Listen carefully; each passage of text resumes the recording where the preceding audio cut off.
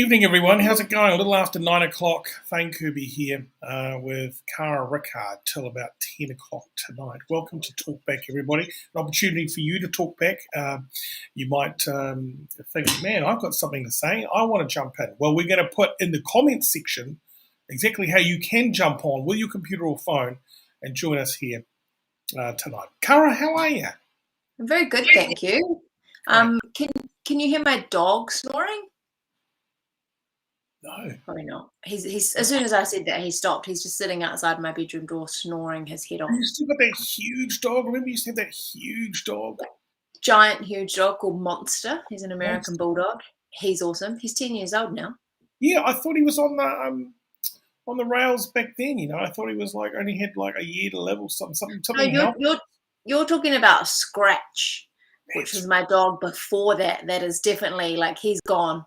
We planted a lemon tree on top of him, and every year we get the most amazing, amazing lemons. I love it. Fantastic. Yeah. Right. Well, tonight we've got a very interesting show. We've got a special guest who's joining us. He will be talking hospitality and whatnot. So I wonder if you can have a guess. If you do, and jump on the old comment section and let us know. Say anything in the comment section and it's going to go up on our screen here. Also, we're speaking to a woman called Tessa Livingston. She's a voice specialist. And I'm really interested in this guest because people always stop me in the street and ask me if I'm Thane Kirby. Because they recognise the voice. You know, it's such a distinctive voice. So they just stop you on the street when you're not even talking?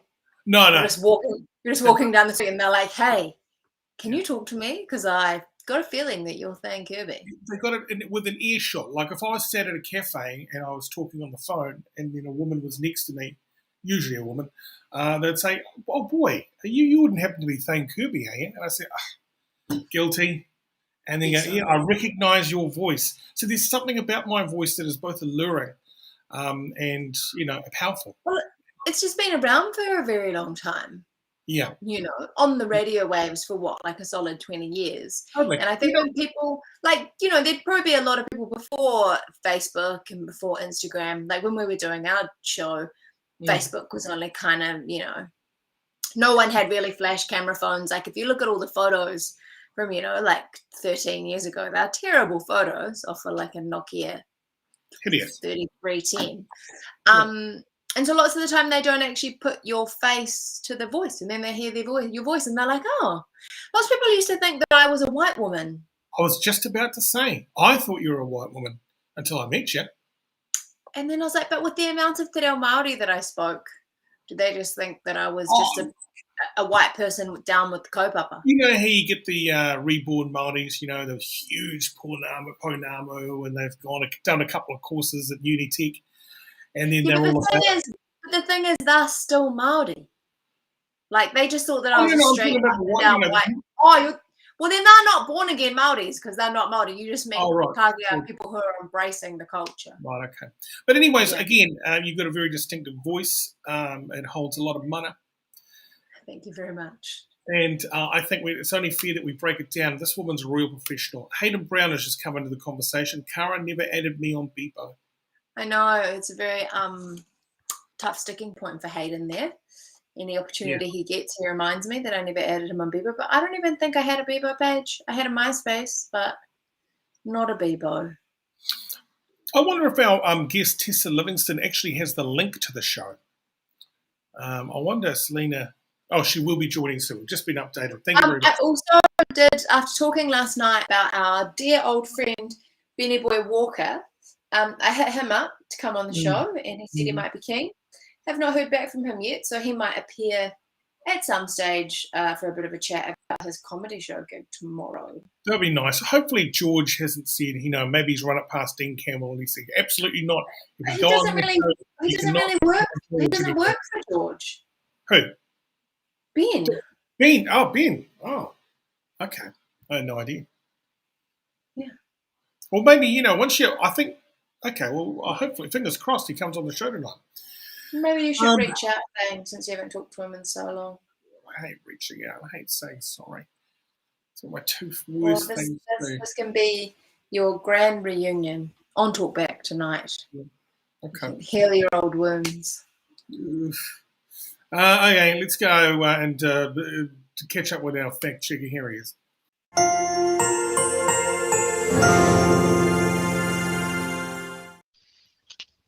Hey, Mack, welcome to the program. How are you? I'm good. Do you hear me loud and clear? Well, a little. I mean, I can see you. Not really. Okay. Yeah. You've got like a Daft Punk effect going on your voice there. Okay, we're having a technical difficulty. Okay. Sound a bit croaky, but we can still understand you.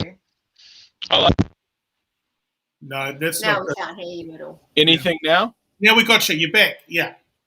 Okay, great. Yeah, I'm just going off the laptop mic. Okay, perfect.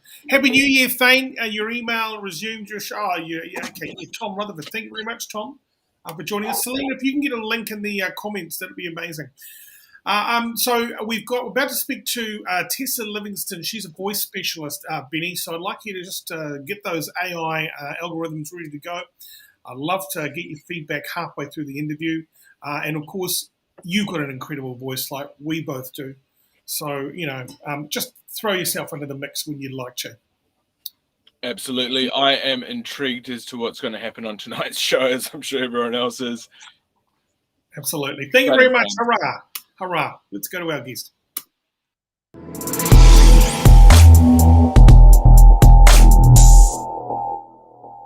She's special. She's a guest. Tessa Livingston, voice specialist. Welcome to the show. Hi. Thank you so much for having me. Look at your darling little room in there. Is that like a waiting room? This is beautiful. Yeah. This is my little office. So if I'm ever having anybody come in to do work, this is where they come and sit. This big red chair is where people come and sit to come hang out. That's incredible. You know what? You look like a situation where you go, I wonder what Anne of Green Gables is doing right now. And then boom, there you are. Here she is. Fantastic. Well, welcome to our program. This is Cara Rickard. Hello. Hi, Cara. Hi. Yeah. So can you explain, just top line, what a voice therapist is all about? I mean, you helping disabled people, or what's the deal? Well, absolutely. So there's a couple of different realms in where someone can be like a voice therapist or a voice specialist or anything along those lines. So what I tend to do is that I work more in the creative side of it and also the mechanical side of voice. So what I do is that I help make sure that people are using their voices in a way that is sustainable so that they can have a powerful, strong voice all the time. And this is typically working with teachers, but I have also worked with transgender, so helping them move their voice from, say, a more masculine sound to a more feminine sound. I've worked with, it's pretty fascinating. It's really cool. Yeah. And I work with accents. I love teaching people accents. And I work as a public speaker, a professional speaker, anything to do with getting the voice out in front of people. That's what I'm into. Because I think people really underestimate, like your voice is a muscle and you can overwork it and you can hurt it and you can strain it. I've had lots of friends who are actors and singers who have got nodules and then they haven't been able to speak for a month. And it's because from a young age, I don't actually think we're taught how to project our voice. Like even when I'm doing, like if I'm doing MC work or something, I just start screaming and the whole sound of my voice changes because I don't know how to project it loud enough without yelling at the top of my lungs. Oh, and I totally hear what you're saying. And I'm so pleased that you've mentioned this because when we talk about projection, people often think loud, right? Projection has to be loud. It's got to be big. It's got to fill up the space. When really what projection actually is a balance of muscles in the body to make the voice work at its optimum. That's really all it is. So right now I'm using like 30-40% projection so that my voice is nice and clear. It's coming up through the top part of my head rather than it sounding like I'm down on my throat or somewhere like here. Yeah. And if I wanted to turn up the volume, I could because I've got the volume, I've got the muscles in balance. But if I wanted to take my voice down a little bit quieter but still have the right sound, I can take it down. So it's about knowing how to balance those muscles. Wow, that is amazing. Obviously, sometimes the great voices do come naturally to some people. Yes. And I don't want to, brag, but people said I've got a great voice. You know what I mean? It's very calming. It's a very soothing voice. Yes. I'm using it now. Brag away. Please brag away. That's amazing. But do you know how to use your voice correctly? There's one thing Yes. to have a great sounding voice, but can you project it well without screaming at the top of your lungs? Absolutely. And you know what? Because I think I've got an incredible microphone technique. Because there are people who jump even on a microphone. They'll scream and they'll go up a couple of octaves and go, come on, guys. They change the sound of their voice because they really want to talk louder. But not me. I know exactly where to put my voice into a microphone and pitch it perfectly over a room so I get heard. And isn't it notice? You get the same microphone, you hand it to somebody else, and you can't hear a bloody thing you're saying. It's so annoying. Yeah. So I think. What are some of your top tips for people who might just want to know how to project their voice a bit better without yelling or screaming or hurting themselves? Absolutely. So my top tip is learning how to breathe. And this seems so annoying because people go, well, I want a quick fix. I want something that's going to fix it really quickly. But knowing how to breathe properly, breath is foundation of voice. And here is a really, really good way to prove that. If I take a breath in and then blow all of my air out, I can't say anything. My voice doesn't work anymore. So to have projection, to have that really good and strong, we've got to have a good breath, and we've got to be able to activate our diaphragm, which is that really good butty big muscle that lives underneath the ribs. So if anybody wants to try that, the first thing they can do is if you take one of your hands and just place it on this part of the belly here, and then you take your other hand and you treat it like a little duck wing on the other side. You don't want it down on your waist. You want it just on the underside of your ribs. And all I want you to do is to make an S sound in a pulsated way. So it sounds like this. And I want you to make it really hard. Good. Shouldn't have too much of this happening, but you should be able to feel underneath your hands this incredible pulsing feeling. And that is where the voice should be coming from and what should be feeling activated whenever you're speaking. So learning how that muscle feels. Obviously, it doesn't have to be working at that level the whole time, because we don't want people walking around, like trying to, be these amazing Shakespeare actors just when they're normally speaking. But it's more like troubleshooting management. Like if your voice is starting to get a bit tired, you can go, oh, okay, all right. Oh, I need to pick up more through my diaphragm and make things feel a little bit better. Do people? Sorry. So there's one thing to, learn about the physiology of how we talk and how we breathe and how we use our voice. But how do you learn how to do accents? Like you said that you teach people accents. Is that a difficult thing to know all of the accents and then be able to teach them? Well, I definitely don't know all of them. I know a couple of them. But the thing with accents is that half of the time it's a mental battle. Most people, when I say I do accents, the first thing they'll say is, oh, I can't do accents. Oh, I don't have the ear for it. So if you can convince yourself that you don't have to have an ear to do accents, you just need to understand how things can move and start practicing and trying. Mimicking people is the most fun thing you can do. So just giving it a go, and also knowing that, different accents have different sounds. So, if I'm using my general American accent, I want to know that my sound is coming through my nose. That's all I want to know. And so I want to start shoving my voice up there. If I'm doing something in Scots, I want to make sure that the sound's coming from all the way back here. Like you get used to picking them apart and going, okay, American sounds here, Scottish sounds here. When I'm doing American, I need to make my mouth go this way rather than have a smile this way. It's just little bits and pieces. And what about an Indian? Oh, I can't do one of those. That's a tough one to do, isn't it? That's always the accent that gets you into trouble. Indian accents. Yes. Yeah. Yes. And it's interesting yeah. When you're watching Kiwi actors and they're Kiwis and they're playing a part on an American film, I'm like, some people do their accents amazing, like Carlo Barn and Star, like their American accents are awesome. Tim Morrison, on the other hand. I wasn't talking about Tim, but I was saying sometimes you can hear them break back into their Kiwi accent, and it might just be because I'm watching it thinking, but I know you're a New Zealander and I'm waiting for it, and it might not be that obvious to other people. Yeah.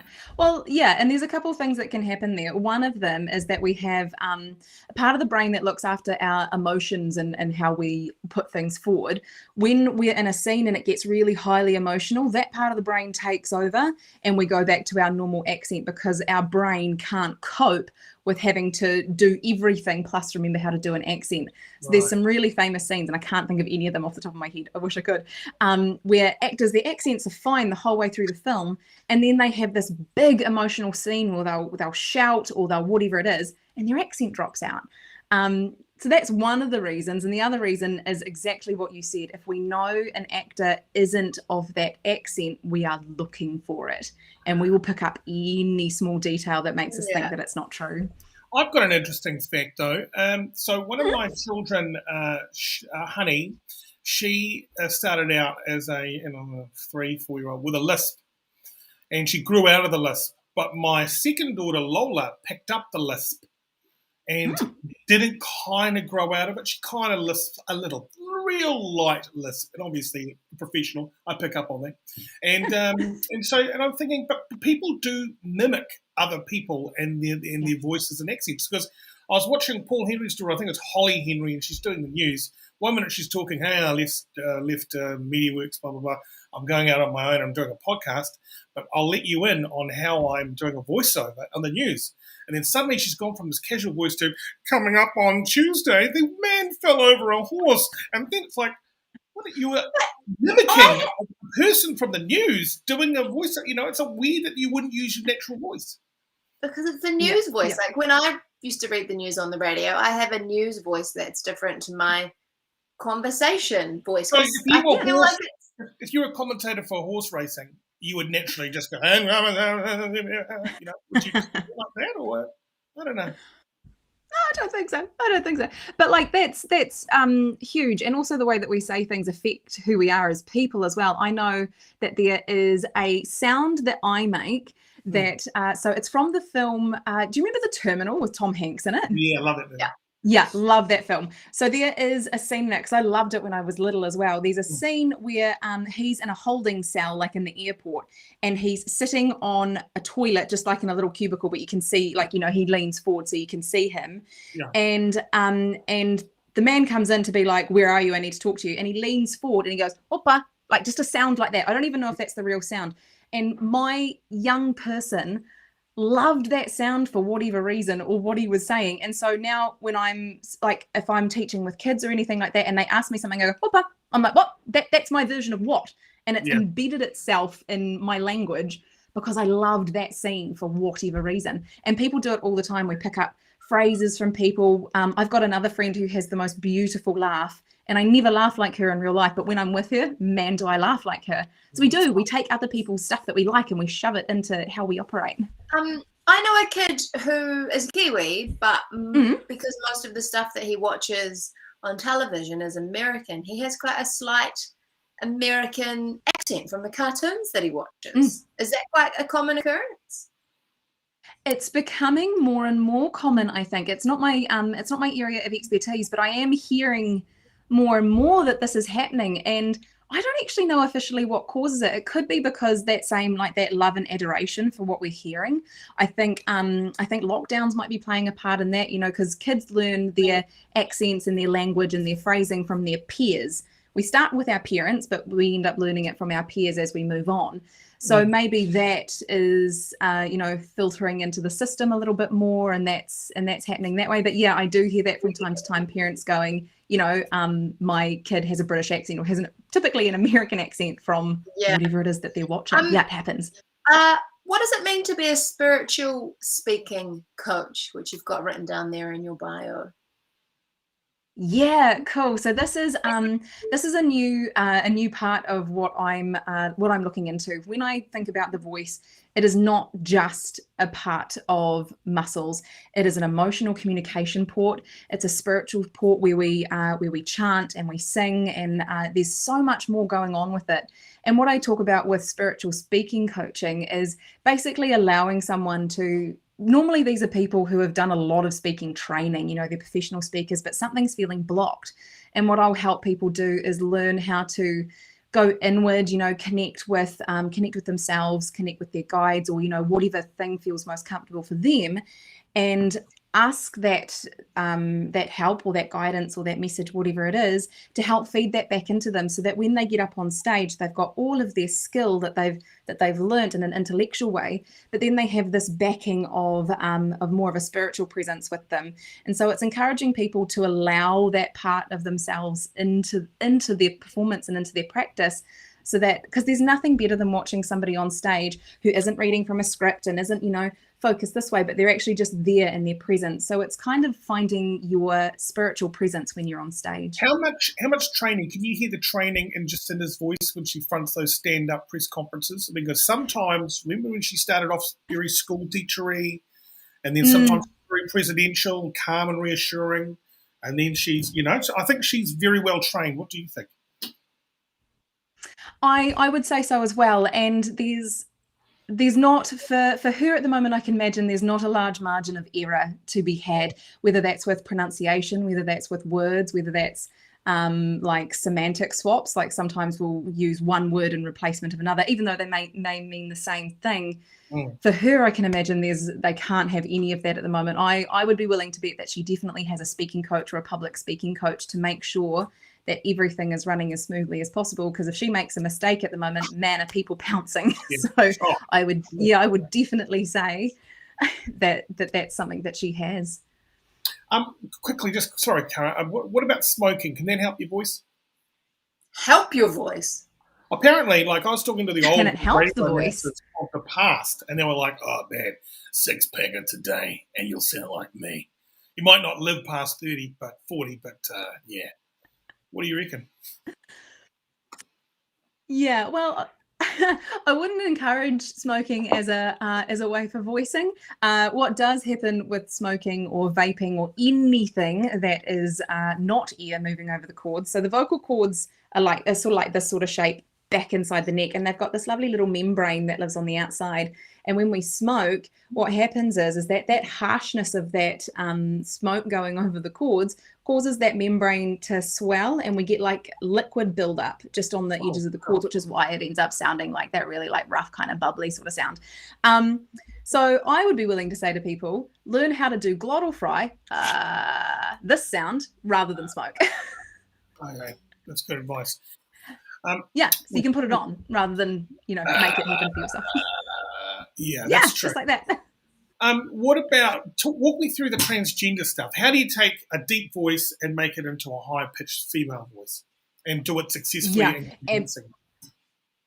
Absolutely. So this is a really, really cool process, and a lot of it is voice trickery. Often what happens when someone comes in, and I typically only work with masculine moving to feminine, because the drugs that are taken when you move from feminine to masculine affect the size and shape of the vocal cords. So typically I'm only working with male to female, but a lot of it is trickery. So a big part of it is making sure that the voice is nice and supported with the breath.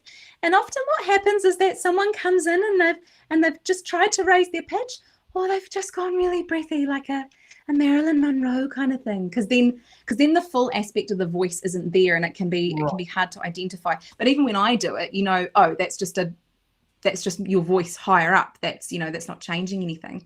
So one of the really, really big things that we work on is resonance. And so resonance is where the voice is vibrating inside the body to make a sound. So for example, if I make a really heavy throaty sound, if I just drop my resonance into my throat, I've already got a heavier, deeper sound. And then if I start, so now I'm in sort of like where I typically speak, which is just sort of like in my oral cavity.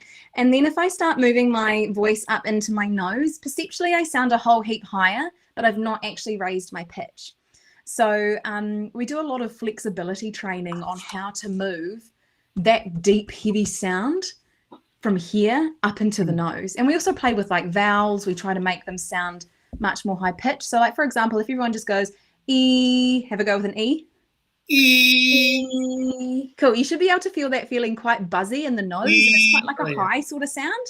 Yeah. And then if I get you to go ooh, ooh. Yeah, and that sound feels much lower, and it even sounds lower.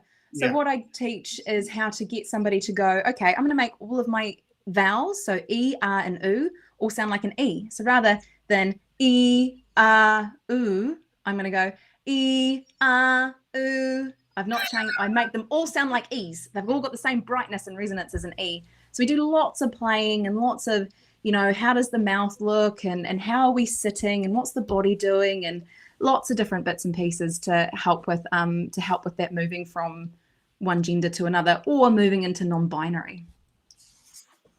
Wow, that's awesome. I didn't It's know very that fun. existed. I had no idea this existed, and I think it's amazing. You're doing a great service. Thank you very much. Hey, what about who's the Jenner that transitioned?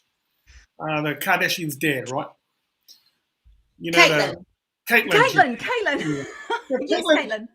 Caitlyn seems like she doesn't give a hoot what she sounds like anymore. I mean, Caitlyn sometimes just uses her old voice and just goes with it. I love it. I think it's fantastic.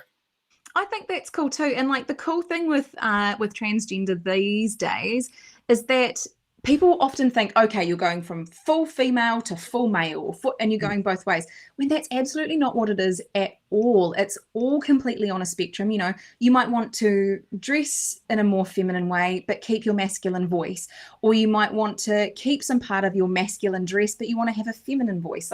There's so many options now. It's not, it's not a cookie cutter thing. Everybody gets to make their own decision. And that's what I love about it, because even though lots of the stuff that we do is very, the exercises are very prescribed, this is what we do, everybody wants to infuse themselves with them and find new ways. So it's always a really fun process, because I'll think I'll know how to do something and they go, I want something different. I go, great, let's figure that out.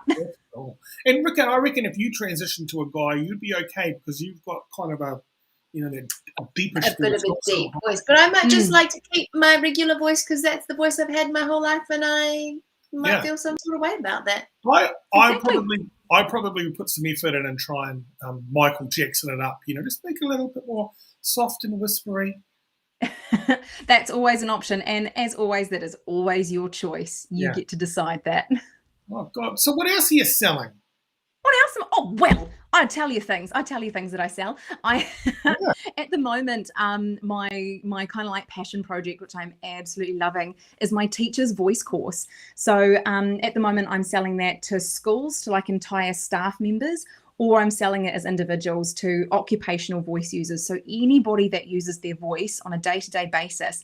And what I'm teaching is the importance of breath, vocal health, and how to use projection. So that's my main thing that I'm selling at the moment, and it's so much fun. I actually did my first one today, and it was amazing. I got such great feedback, and people were telling me that it was going to be really valuable. So that was the first thing that I've got going on at the moment. The second, yes. Well, but wait, there's more. There's more. My second thing that I'm doing at the moment is that myself and an LA voice artist are teaching voiceover for beginners. So she takes she does voiceover all the time. She's narrated something like 200 audiobooks. She's done Netflix, what do you call them? Trailers, Netflix trailers, all kinds of different things. But she does it completely from home. So she's got this amazing setup, and she helps take you through the business part of how to get yourself set up to do voiceovers from home. Right. And then I take you through the vocal part. How do you start playing with those different resonances? How do you start changing your voice to be really hireable as a voiceover actor? So that's that one. And then the final thing that I have on my website is how to speak your truth. So at the moment, I feel like the world is going through a catastrophe of not knowing what to say. And this is basically a thing to help people figure out how to make those hard conversations that we're having with each other less fiery and less aggressive and less ending up in arguments, because we need to be able to have these open, honest conversations whilst respecting what we have to say and what the other person has to say. So I also have a course for that, which is really fun. And I did that with what was that? Sorry? I love a kid's version of that. My kids talk to each other like complete shit. They hate each other, but they don't. They absolutely love each other. But just the way they just constantly fight and bicker, it's awful. Well, that's not actually a bad, in some cultures, that's okay. So I've got a friend from Croatia who shouts and screams at her family, but that's how they communicate. In my family, it's like we're so polite and it's so lovely, and she doesn't understand that. So it totally depends on who you are. But yes, some kids will yell at each other, but as long as they're always coming back together, I suppose that's always the good thing, right? Yeah, fantastic. What's your deal? Are you married or? Really on Tinder, What's my isn't deal? No, I'm not married, but I do have a lovely partner who I live with, and we've been together for 5 years, him and I. So it? Has his voice brushed up because you've got a great voice? oh my goodness, no. Well, so actually, he can do a lot of things that I can't, and it drives me nuts. So he can do really incredible like Māori accents and Pacifica accents. I try them and they're just utterly horrific. And also he can make really like cool sounds, and I can't. So sometimes he's actually a whole heap better than I am, and it drives me nuts. I love that. Oh, well, that's excellent. Hey, well, thank you, Tess. Thank you very much for your time. I really appreciate it. And it's so interesting, eh? Yeah, it was awesome. Thank you. Well, this is like this is what I love doing. I love sitting and chatting. So this has been amazing. Thank you so much for having me. It's been an absolute joy. No problem. Now, what we do now is we go away and break the interview down in an honest way, and then, stick around and watch it if you'd like. Yeah, absolutely. I'd be in for that.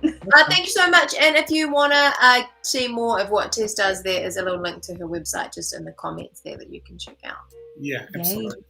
Thank you very much. All right. All the best. Have a lovely evening. Thank you. You too. Bye. See ya. Bloody interesting stuff.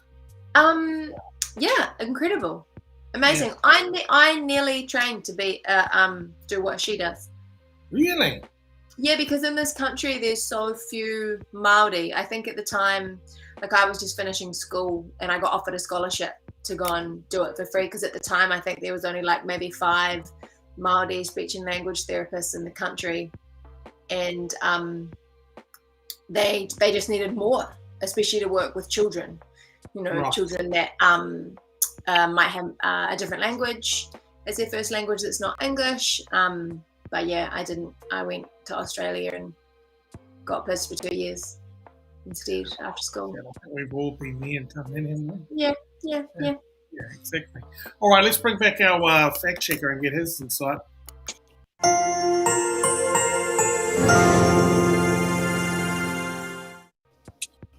Ooh, man, oh man. Yeah, we all saw it. Very insightful. What was your favourite bit? I thought it was very interesting. She was talking about trickery of the voice and being able to change the voice using different tonal ranges from the different octaves of the vowels, different resonances in different parts of the head. Kind of super interesting. I wonder if you ever met one of those guys that got one of those like razors because they've lost their voice and they go, "Hi, my name is Derek." I mean, it's all in the once you lose the vocal cords, it's all over for you in your voice, which is a real shame. And you think modern technology and medicine the way it is, they can replace those and get them back again. Obviously, if you lose your vocal cords, it's all over. That's like saying, "Oh, you lose your eyes, you're not going to be able to see anymore." Yeah. It's all over for voiceover work, isn't it? And radio stuff, Thane. Yeah. I guess sorry, mate. What were you saying? No, it's a beautiful thing. I suppose that sort of like if you are a radio personality, you're really banking on your vocal cords instead of going the distance. And I guess that's something that could potentially keep you up at night if you sort of sprained your larynx. Yeah, would you get ACC for that? Probably, yeah. I'd say ACC? so. If you hurt your vocal cords and you were a radio person? Sheesh, another question. I'd hope so. Rickard, what was the last... It might come under like... Sorry, Thane. After you, my brother. What was the last voiceover you performed for money? I did an incredible voiceover just this week, actually. Wow. I can't tell you what it is, though. For a very big insurance company. AMI, fantastic. No. Congratulations on that. AMI. It was a solid 2 pages, but it only took me about 20 minutes to do. It was a bloody good time. Oh, epic. Yeah. What was the last voiceover you got paid to do, Thane, Kirby? You never really cracked the voiceover market, did you? Well, no, because I was super nervous and started sweating onto the paper, and then the words would kind of like float away because I was I had too much. It was too much anxiety for me. Didn't you get offered to be the voice of like Burger King or Burger Fuel or something? And then, because we had the same agent at the time, and she's like, that guy, I keep getting him these radio voiceover jobs, and he just pussies out because he can't do it. Can't do it. But what I did do, I did 5:30 with Jude every day for about 4 years, and I did United Getaway Travel for about 4 or 5 years. Paid incredibly well, and that was when you used to get paid lots of big money. And then after that, it all fell apart. You know why? Because I got hideously stoned one day and couldn't read a thing. I couldn't even say my own name and turned up to a voice job, and obviously embarrassed myself out of the booth. And that was with my green man, and it was just awful. Just think that maybe your ego and your talent could like slide you on through, even though you were stoned out of your mind. Yeah, thought it would get me through, but anyway. No good. Yeah, I was always wondering. I mean, as far as voiceover works and iconic voices, I always wonder what happened to that old man on the Wendy's ads. Dave, they got rid of him, mate. They binned him. Oh, it's Dave. Yeah. Is Wendy's even still around? I don't see any ads or commercials for them anymore, really. You know what? I wonder if he's got an agent. I wonder if Selenya could try and track that guy down. It'd be nice to get him on one. Yeah, and another thought, Thane, have you ever sort of thought of spraying your head with sort of deodorant? Does it work? Well, it's an antiperspirant, right?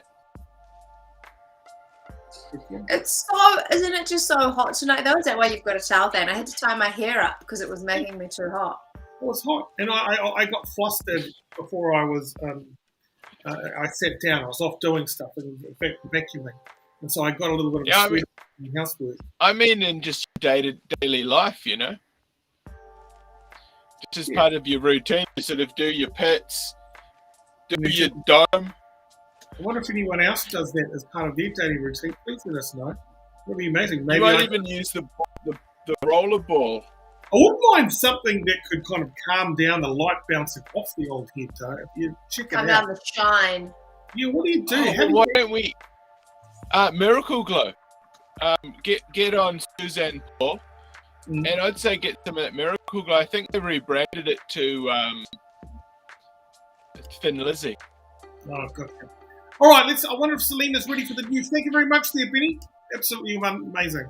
Have you got any news? No, she hasn't got any news. Yes? No. I heard something today in the old news space that Nick Jonas and his wife, Priyanka Chopra, I think her name is, are going to have a baby by surrogate. And their reasoning behind it was because they can't seem to get their schedules together to spend enough time together to get pregnant. So, what about just casual recreational sex? That mustn't be going down either. But then I thought, like, okay, so that they can't sort their shit out to be together to get pregnant. Have they even considered how much time and commitment it takes to then raise this child that they're going to have? Yeah. Like, if they can't even get together for, like, you know, like a couple pumps and a hug, like, how are they going to raise a child? Absolutely. I think they're not. I think a nanny will. Yeah, right. Absolutely. And outsourcing it would be possibly a good idea. It seems like an odd reason to have a surrogate. There's no illness. There's no cancer involved. There's no. There's no infertility. There's no other reason apart from the fact that they cannot get their schedules to meet up, so that they can do it and get pregnant. It's almost as simple as just ordering New World online, isn't it? And just having it arrive. A young fella knocks at the door, and then there it all is. So I have I just can't make the time to go shopping. And then, hello, here it is. Who's going to put it away now? Click and collect. Yeah, exactly. Now we're going to go to Selenya. She's got 2 news headline stories for us because I want to make this a thing, and they're going to be. This is going to be incredible. Stay with us, everybody. Here we go.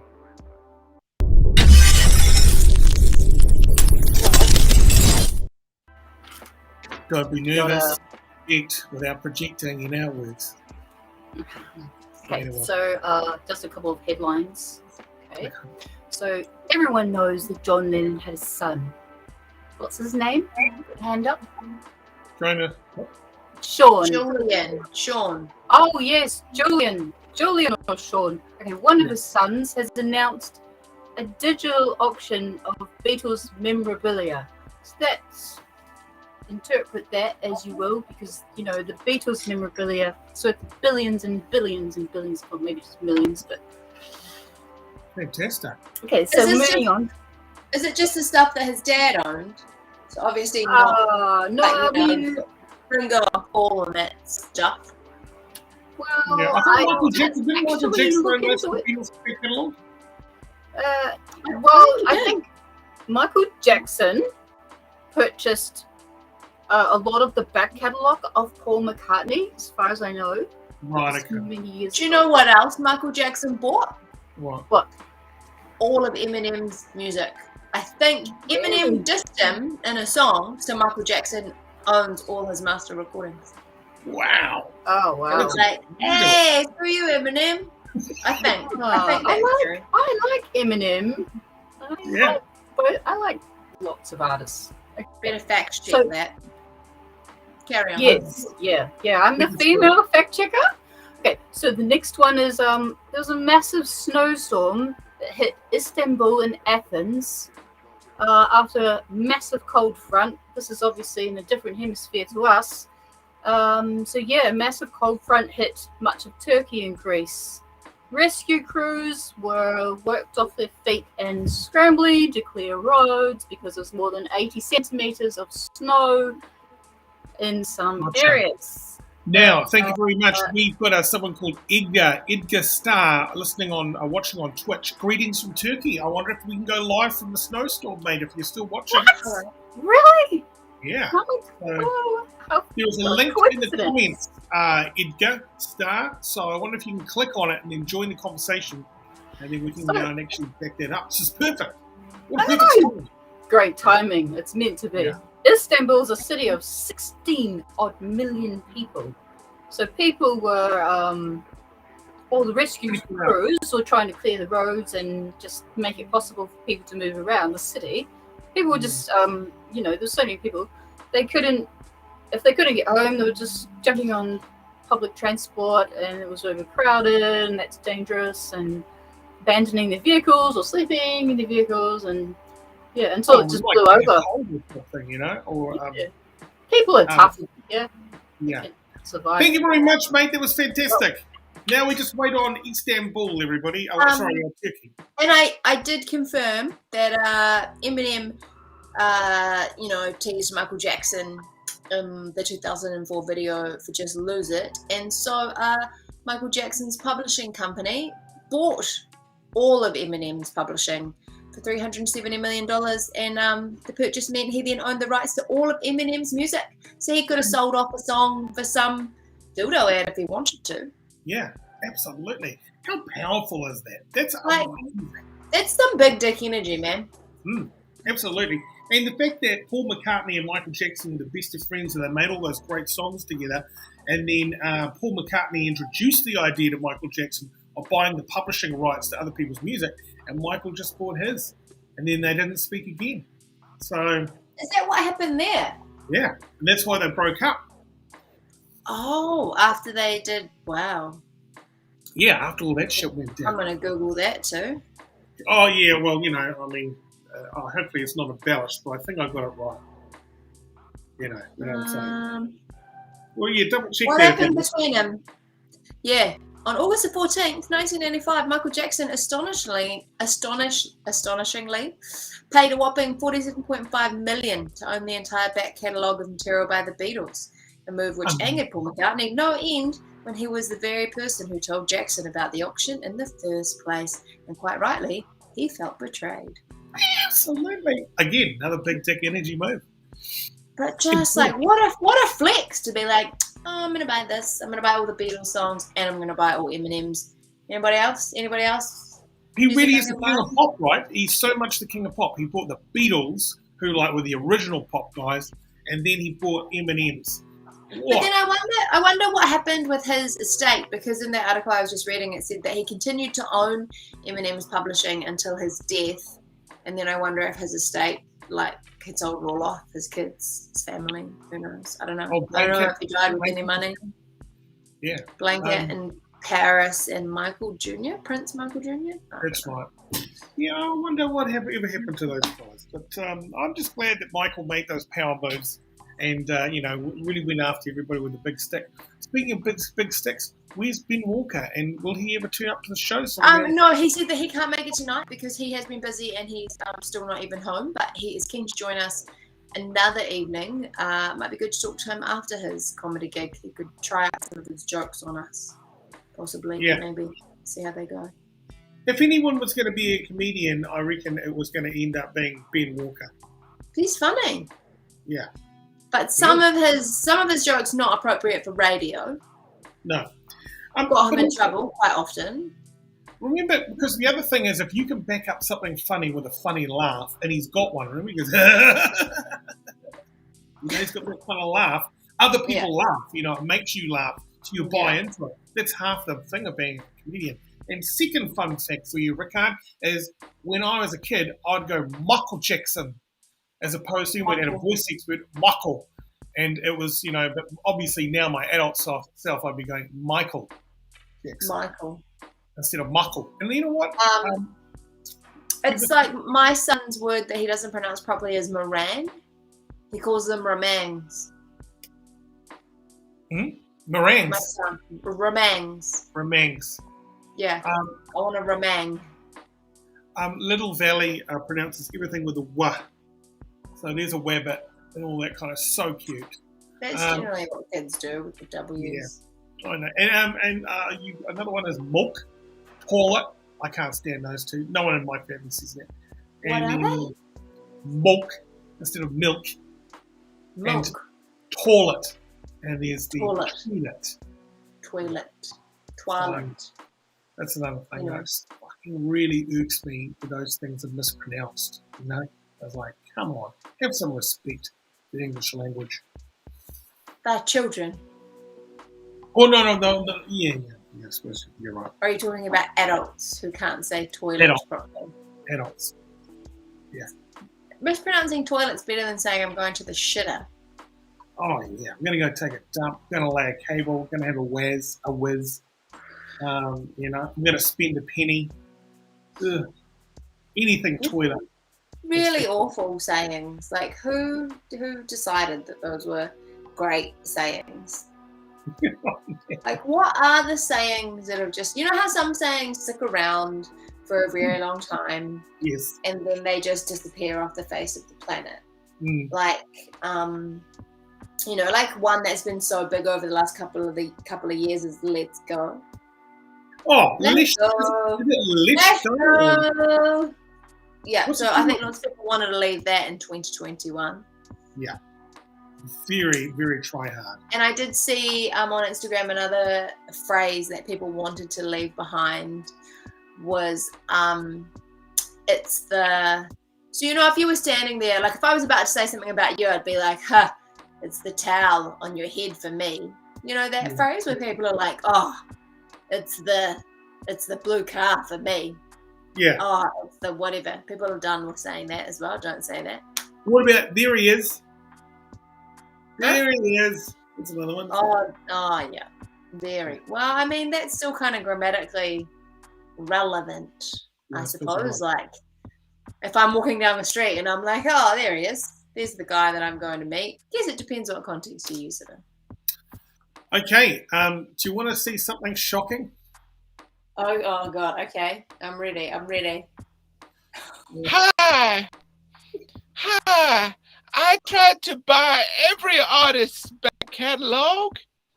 I did it. Shimon. That's pretty accurate, isn't it? Hell yeah, I stole the rights to perpetuity in this universe and any other in the whole galaxy. Hi. It's what was your favourite Beatles song there, Michael? Oh, I love Paul McCartney. Do you have a favorite My song? favorite Beatles song is got to be Yellow Submarine. Oh yeah, he's got a Beatles song. Yeah. You know the accent's drifted off into some kind of southern belle. You know. I love Dolly Parton. Can you sing us Jolene? Oh look, Selena's beside herself. She's doubled over in laughter. Michael couldn't hear you. I was like, could you sing us Jolene? If Oh, such that'd a be big lovely. fan. Jolene.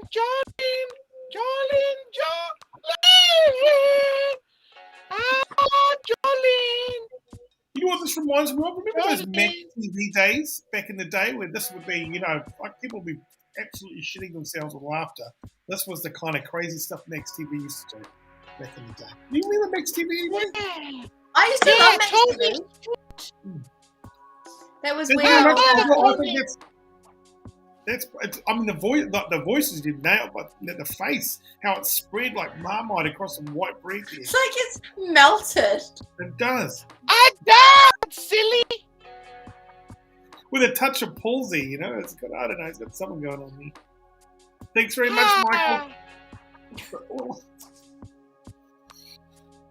8 minutes.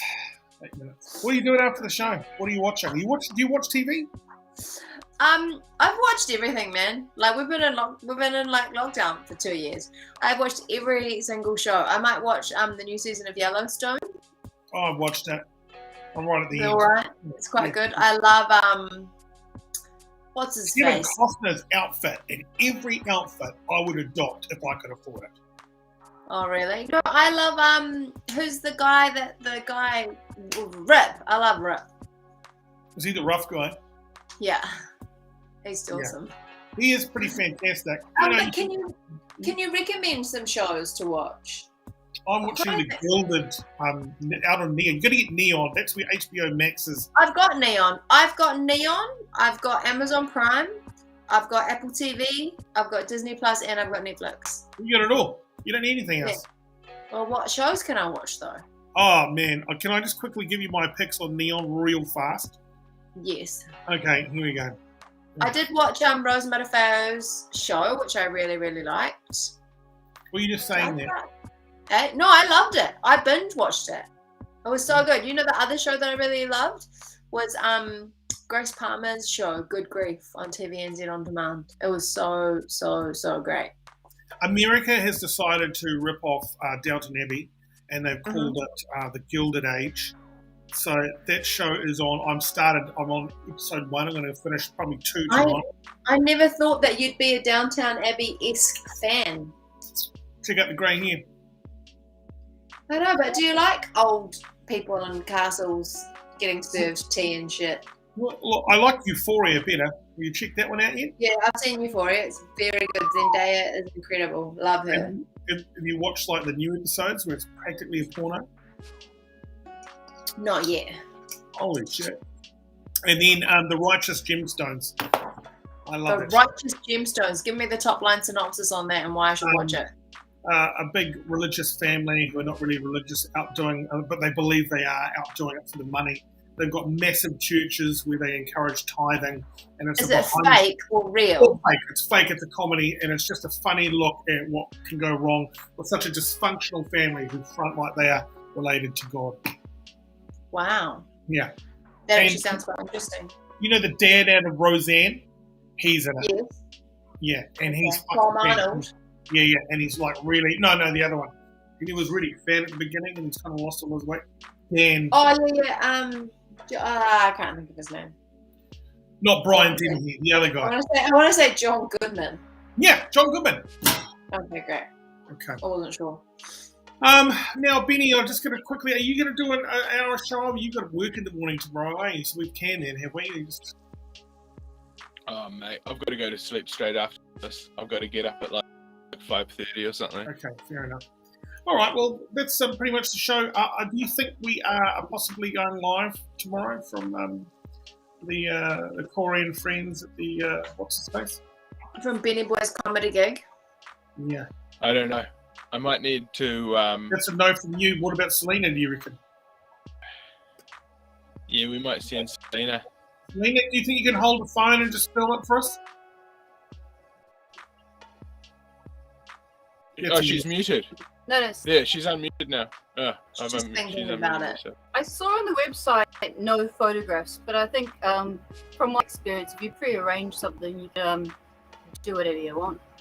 Pretty much. Okay.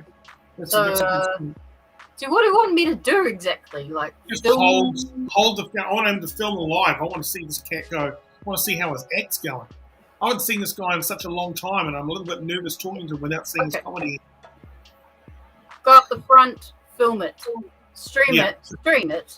Just pretend you stream it to us through the show. Yeah, I'll who's show you how going to to do it. be my support person for the stream? John from accounts. Got it. All right, thank you very much, everybody. We'll see you Right. tomorrow. Thank you very much, Cara. I'm going to go and watch some TV. I'll see you tomorrow from 9, everybody. Okay. Don't forget, this is available on YouTube. Thank you. Available on YouTube, Facebook again, and also Twitch and other little outlets. Oh, would you wait a minute? I've just been watching reruns of this new television show, Downton Alley. Oh, I tell you, the Queen, she loves it. Thank you very much, Manny. See you tomorrow, everybody. Thank you very much.